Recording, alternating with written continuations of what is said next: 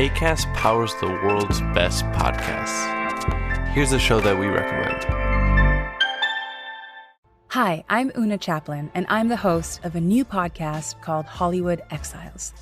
It tells the story of how my grandfather, Charlie Chaplin, and many others were caught up in a campaign to root out communism in Hollywood. It's a story of glamour and scandal and political intrigue and a battle for the soul of a nation. Hollywood Exiles from CBC Podcasts and the BBC World Service. Find it wherever you get your podcasts. Acast helps creators launch, grow, and monetize their podcasts everywhere. Acast.com. Bonjour à toutes et à tous et bienvenue dans Titre. Titre, c'est le podcast qui à chaque épisode vous fait découvrir un roman avec son auteur en l'abordant et en le racontant par son titre. Pour ce nouveau numéro, je suis très heureuse de recevoir Julia Carninon. Bonjour Julia. Bonjour. Julia Carninon, vous êtes écrivaine, vous êtes notamment l'auteur d'Une activité respectable et de Liv Maria, et nous vous recevons aujourd'hui pour votre 5e roman Sauvage, publié aux éditions de l'Iconoclaste. Merci beaucoup d'être avec nous. Avec plaisir. Alors Sauvage raconte l'histoire d'Ottavia Selvaggio, une jeune chef italienne qui vit à Rome. Fille de restaurateur, on va la suivre de ses 15 à ses 40 ans, dans sa construction de femme à travers le travail, mais aussi à travers les hommes de sa vie et ses histoires d'amour. Le roman nous plonge dans l'univers de la cuisine, mais c'est surtout un livre qui traite avec beaucoup de justesse et de sagesse, de filiation et d'émancipation, de construction de soi, de liberté, d'amour et de complexité des sentiments. Le roman pose aussi la question de la frontière entre besoin et désir, et porte un regard singulier sur les raisons qui nous poussent à prendre certaines décisions plutôt que d'autres. Alors, Julia Carninon, pourquoi avoir choisi ce titre Sauvage ? En fait, il y a des années, peut-être presque 15 ans, j'ai commencé un tout autre livre qui s'appelait « Famille sauvage ». Parce que j'avais vu ces deux mots écrits sur une stèle du cimetière qui est à côté de la place de Clichy. Moi, j'habitais là à une époque. Et donc, évidemment, c'était le caveau de la famille sauvage, mais ça ressemblait à un oxymore. La famille, elle est toujours présentée comme un endroit de refuge, d'amour inconditionnel, mais on est quand même nombreux à savoir que la famille, ça peut aussi être autre chose.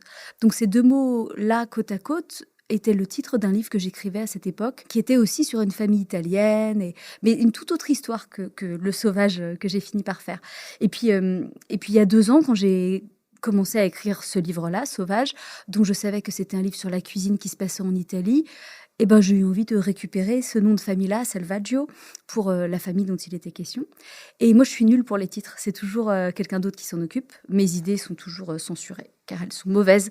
Et donc, un jour, j'ai dû renvoyer le manuscrit qui était encore en cours avec Sauvage comme titre pour essayer, pour voir. Faut bien que le texte ait un titre, au moins le temps où on travaille dessus. Et tout le monde à la maison d'édition était excité. Donc, ils ont eu l'air de penser que c'était le bon titre. Sauvage se déroule dans l'univers de la cuisine. Pourquoi avez-vous choisi de faire évoluer vos personnages dans un milieu connu pour être souvent dur et violent ? À la base, c'était simplement pour une raison de gourmandise. J'avais envie d'écrire sur la cuisine parce que j'aime bien la nourriture. J'aime bien fabriquer de la nourriture. Mais je sentais que la cuisine, ça allait être l'occasion de parler de sujets féminins ou de sujets habituellement imposés aux femmes. Et j'ai travaillé, moi, en restauration, un petit peu comme serveuse. Et j'avais effectivement ce souvenir-là de la violence du travail en cuisine, de l'adrénaline, presque de l'illusion que c'est ce métier, c'est-à-dire on a l'impression que ce qu'on fait est extrêmement important, même quand on est juste la serveuse, et pourtant on ne cesse d'apporter à manger à des gens qui n'ont pas vraiment faim. Et donc je pensais que ça allait aussi être l'occasion de parler de ce que c'était que le travail, de comment est-ce que le travail peut être un refuge, comment est-ce que c'est donc aussi un endroit où on se cache pour pas faire autre chose, comment c'est un endroit où on a l'impression d'être nécessaire. Et c'est une très belle sensation d'être nécessaire, mais parfois c'est un échappatoire. Oui, parce que le travail, c'est l'outil de l'émancipation de l'héroïne. Oui, on pourrait sûrement dire ça. Tout ça, moi je réfléchis pas du tout à ça quand j'écris des livres. Donc ensuite je suis assez mauvaise pour en parler. Pour moi, la cuisine est quelque chose qui, brutalement, à 15 ans, frappe Ottavia comme une chose désirable. Et dès qu'elle y met un demi-orteil, elle découvre qu'elle est raisonnablement douée pour ça. Et que ce métier-là va lui permettre de se rapprocher de son père, de Cassio, qui est le jeune homme avec qui elle découvre la cuisine. Et puis ensuite, la cuisine est une constante dans sa vie. En fait, c'est peut-être à ça que je pensais. Et si bien que la cuisine est toujours là, même quand le reste du paysage de sa vie change de forme. Et ensuite, quand elle est une mère de famille, sa cuisine est un endroit où elle est en contrôle, un endroit où elle peut se réfugier. Alors, le sauvage, il est partout dans le roman. Je pense notamment au caractère sauvage, presque animal, des sentiments, des relations et des prises de décision. Est-ce que vous avez pensé l'écriture et votre héroïne par ce prisme-là? Pas des masses, le titre est venu vraiment plutôt à la fin. Je me fais pas du tout une fiche personnage, j'ai pas un avis très particulier de comment sont mes personnages. Je vois une scène et j'essaye d'écrire cette scène parce qu'elle me remue, parce qu'une toute petite chose dedans me remue. C'est généralement pas une scène qui m'est arrivée, c'est quelque chose que soit que j'imagine à partir d'une scène réelle beaucoup moins intéressante que j'ai vue et que je triture pour la rendre intéressante. Et j'essaie d'écrire cette scène et dans l'opération d'écrire cette scène, je laisse apparaître mon personnage. Et à partir de ce moment-là, il ou elle est comme il ou elle est. Je ne peux plus le modifier. Les gens doivent être cohérents psychologiquement. Donc tout d'un coup, apparaît un personnage que je ne connais pas très bien, qui n'existe pas en dehors du livre, mais qui à partir de ce moment-là va se comporter fidèlement à sa première apparition. Dans le livre, il y a un dialogue qui m'a interpellée. C'est un échange entre Ottavia et Cassio. Donc Cassio, c'est son premier amour. Leur histoire est finie depuis un moment, mais ils reviennent dessus. Et Ottavia lui demande « Comment si jeune est-ce que j'ai pu te pardonner tout ça ?» Et Ottavio lui répond « La sagesse donne de la force, mais l'ignorance aussi. Quand tu étais jeune, tu ne savais pas à quel point c'était grave de me pardonner. » Et moi, j'ai envie de savoir quel regard vous portez sur le pardon.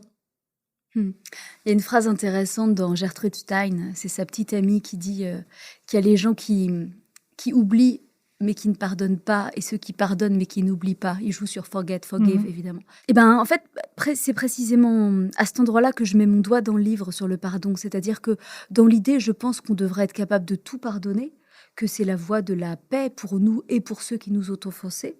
Et en même temps, les limites du pardon, je crois que c'est celle-là que je souligne dans le livre. C'est-à-dire que les gens qu'on aime, peut-être il ne faut pas tout leur pardonner. Peut-être il faut leur dire quand ils franchissent des limites, quand ils se comportent trop mal. On est tous un peu les gardiens des uns et des autres, non ? Et ça n'est certainement pas faire du bien à quelqu'un que de tout lui permettre. Tout ça est très clair, par exemple, quand on éduque des enfants. Tout le monde nous dit ça, qu'on ne doit pas tout passer à nos enfants. Mais on fait abstraction du fait qu'on est tous encore des enfants. Et que la seule différence quand on est adulte, c'est qu'il n'y a plus vraiment de parents au-dessus de nous pour nous contrôler. Donc ce sont les autres qui doivent nous contrôler. Donc je pense que le pardon est une belle chose, mais qu'elle contient, comme beaucoup de belles choses, son pendant périlleux. Et justement, est-ce que on pardonne aux êtres qui nous ont fait du mal par indulgence pour la personne qu'on a été, ou par indulgence pour la personne qui nous a blessés ? On pardonne aux gens qui nous ont fait du mal par amour ou par mépris.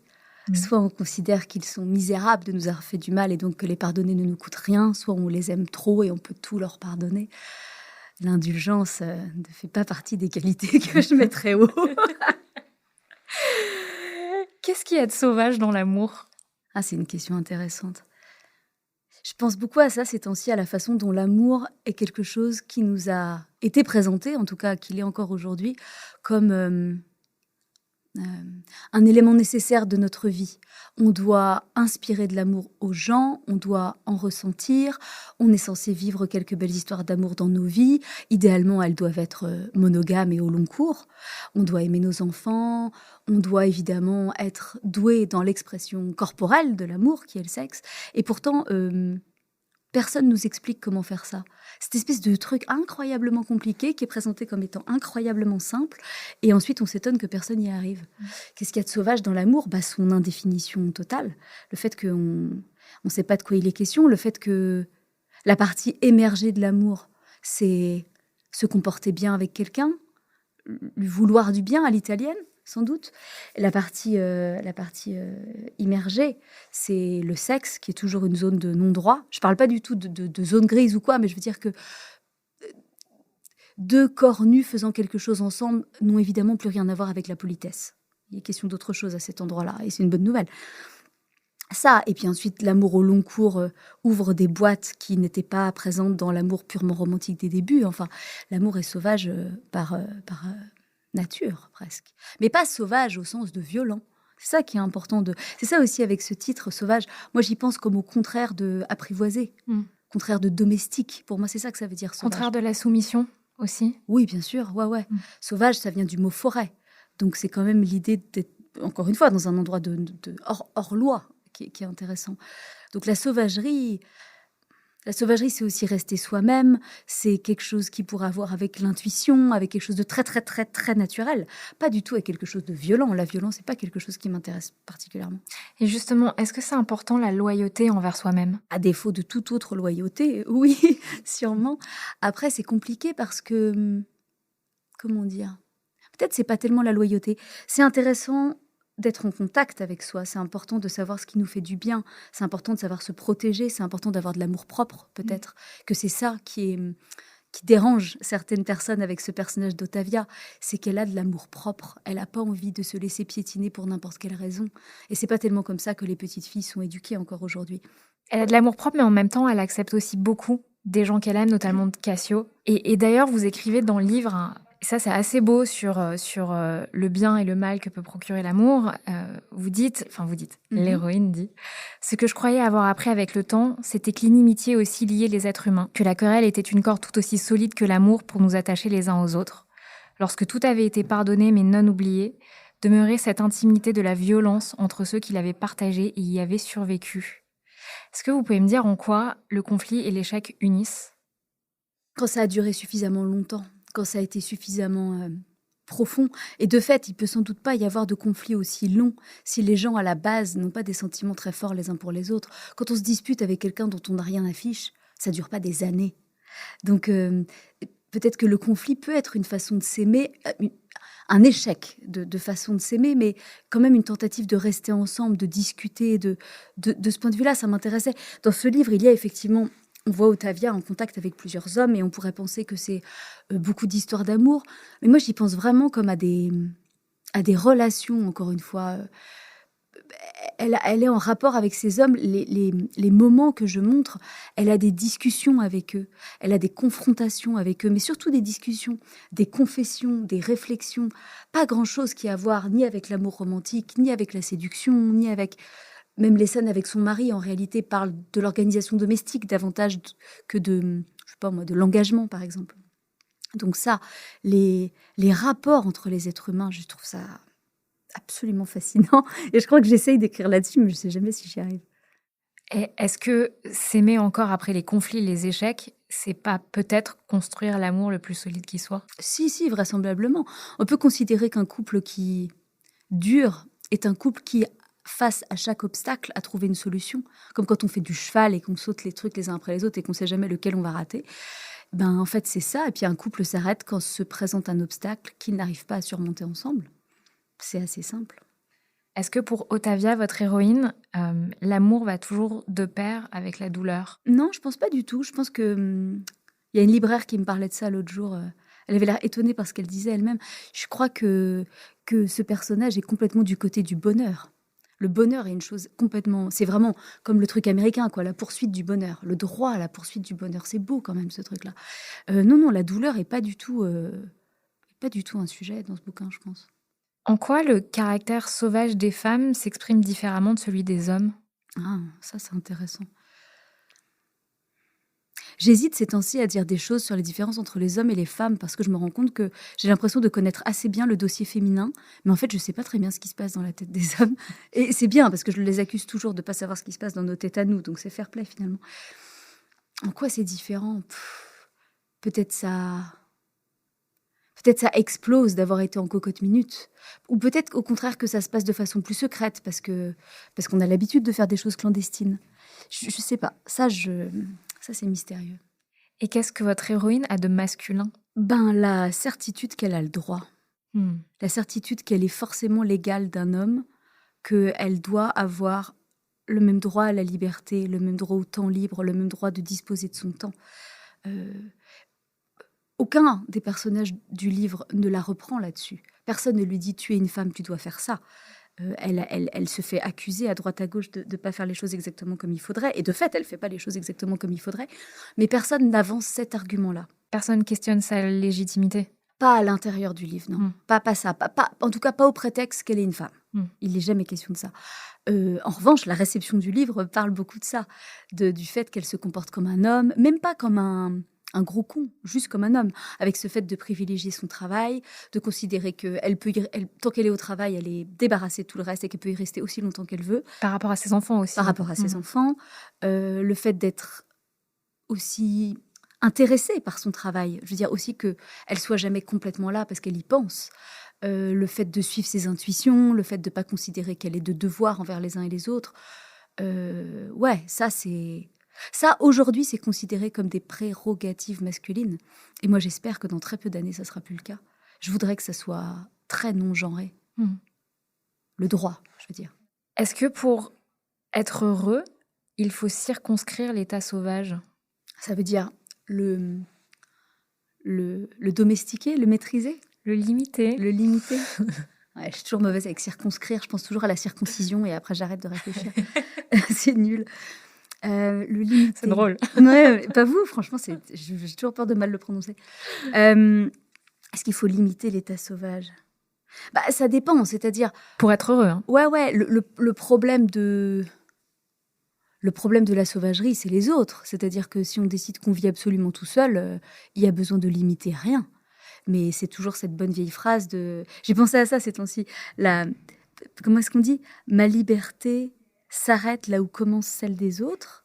Et j'ai pensé à l'inverse. Je me suis dit, peut-être ma liberté commence là où celle des autres s'arrête. Peut-être que les gens considèrent que la liberté va jusque-là et que ce qui m'intéresse, c'est ce qu'il y a derrière, encore plus loin que ça. Qu'est-ce qui vous intéresse ? Ouais, peut-être une absolue liberté, mais qui serait jamais culpabilisante, quoi. Peut-être pouvoir tout le temps... Peut-être un truc comme ça, mais en même temps. Le frein à la liberté, c'est la culpabilité ? En général, oui. En général, c'est ce qu'on dit. Et de fait, c'est ça qui se passe avec ce livre. Les gens la trouvent égoïste. Ça veut dire que c'est un livre où elle ne vole personne, elle ne tue personne, elle ne blesse personne, elle ne fait rien de... C'est juste une mère de famille qui travaille, non ? Et pourtant, elle a l'air égoïste. Ouais, il y a une part de culpabilité ou de culpabilisation, ou comment est-ce qu'on dit ça ? Il y a toujours quelqu'un pour nous rappeler à l'ordre. Ce qui peut gêner aussi, c'est qu'elle soit particulièrement forte. Ouais, mais ça, c'est pareil. Faut-il donc que les femmes qui apparaissent dans les livres que nous connaissons soient à ce point-là des personnages secondaires pour que le personnage d'une femme qui travaille et a un avis sur son propre destin semble trop forte ? Qu'est-ce que c'est que cette idée ? Pourquoi ces expressions de femmes puissantes, c'est toujours juste des femmes qui essayent d'avoir une vie en entier. Moi, le pouvoir est quelque chose qui m'intéresse vraiment pas du tout, par exemple. Mais la force qu'on puisse exercer pour son propre bénéfice, la force de décision, la force de choix, ouais, ça, évidemment, ça devrait être évident que les femmes aussi, elles ont ça. Une forme d'individualité. Ouais, oui, vraiment. Ça, c'est quelque chose qui nous est ôté au bout d'un moment, je trouve. Ou en tout cas, qu'il faut sans arrêt défendre. C'est aussi cette phrase géniale de Beauvoir qui était écrite dans le cabinet où j'allais faire ma rééducation après avoir accouché. Il y avait écrit quelque chose du genre « N'oubliez jamais qu'il suffira d'une seule crise pour que vos droits vous soient retirés ». La fragilité des droits qu'on accorde aux femmes, c'est quelque chose à quoi il faut effectivement rester très vigilant. Un des personnages prononce cette phrase qui va marquer Ottavia, le personnage principal. « L'amour, c'est du travail, le travail, c'est de l'amour ». Est-ce que vous êtes d'accord avec cette maxime ? En fait, c'est une phrase de William Follman. C'est dans un roman de Follman, il dit ça, il dit « le travail, c'est de l'amour ». Et moi, ça m'a toujours beaucoup intéressé, le travail. Parce que je fais ce travail d'écrire des livres qui est très particulier.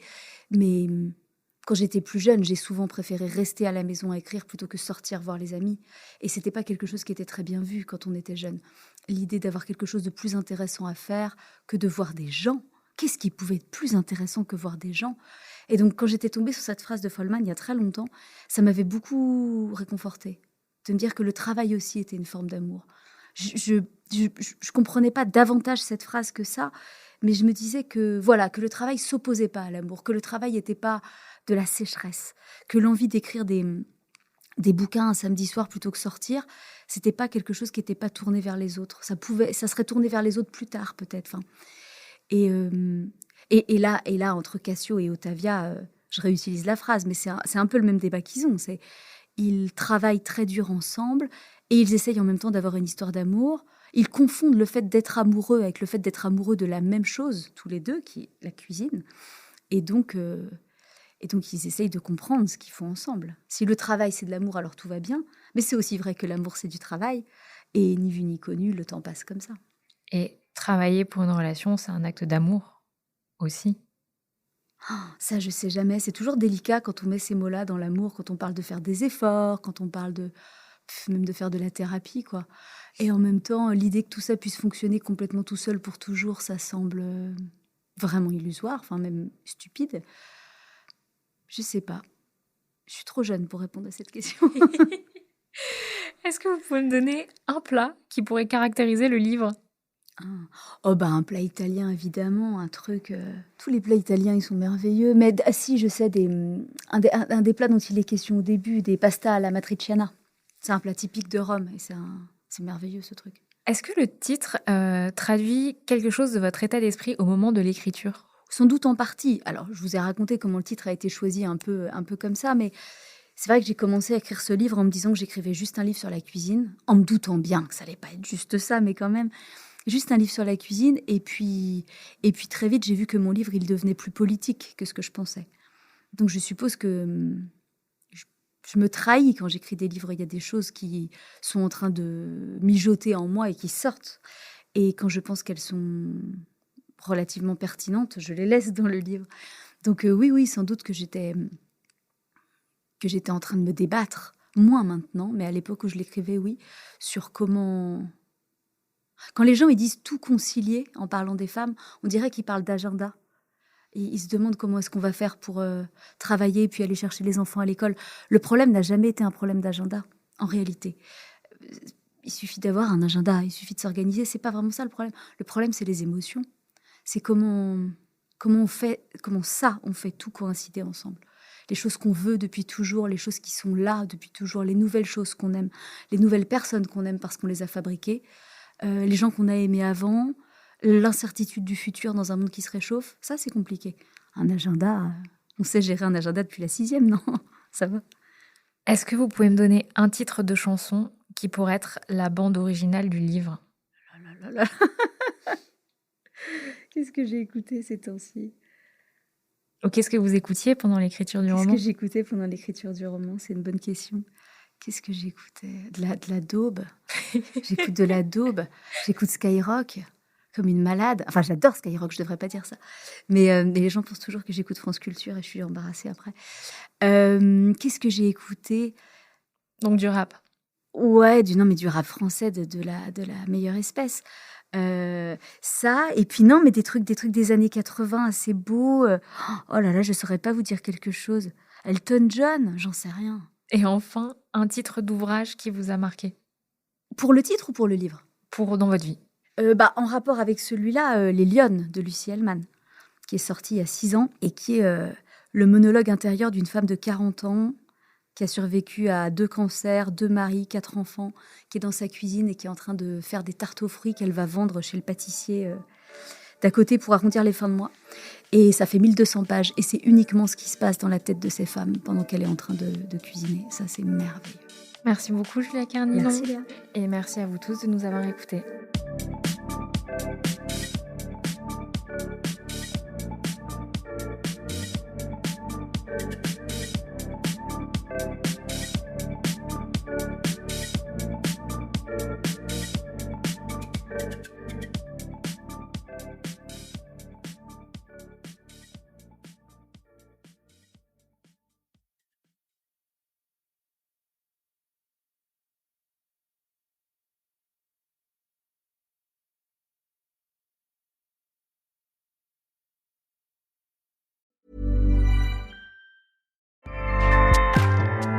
Acast powers the world's best podcasts.